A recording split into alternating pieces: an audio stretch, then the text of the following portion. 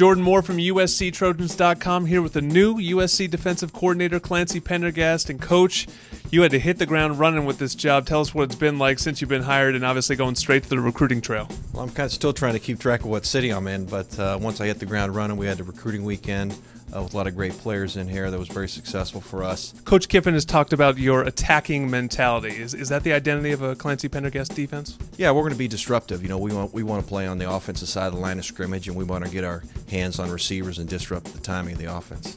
Yeah, you've been in this conference for the last 3 years at Cal. How well do you know the personnel here that you're going to be working with at SC? Well, I'm familiar with some of the guys just because we recruited them. They based out of a four-man front. We're going to base out of what I call a 52. A 3-4 type concept, so we never really looked at a lot of their defensive film throughout the course of the year in terms of schemes, what they did, but I'm definitely familiar with some of their guys. Yeah, you have used different fronts in your career, whether it was in the NFL and obviously in college. Tell us about the 52 and how maybe that changes some of the known personnel that we already know here at SC. Well, I think it's going to utilize the strengths of the people that we have.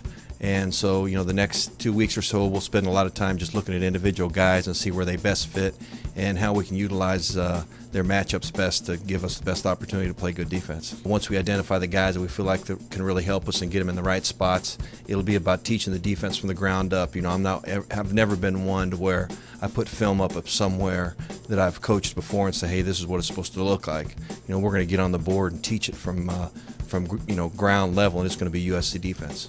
This conference poses some real challenges in terms of all the different offenses, whether it's what they're doing at Oregon and then down in Arizona with Rich Rodriguez and Mike Leach, now Sonny Dykes in it.